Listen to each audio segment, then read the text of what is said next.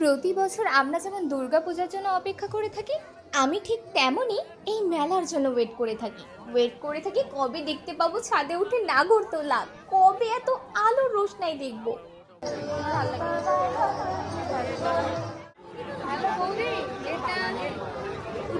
এটা এটা পুরো ভরাট আর এটা ফাঁকা।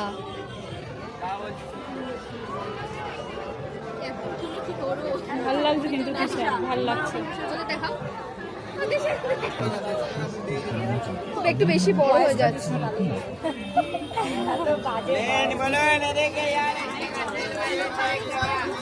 গল্প করতে ব্যস্ত, আমাকে কিনে দিতে না।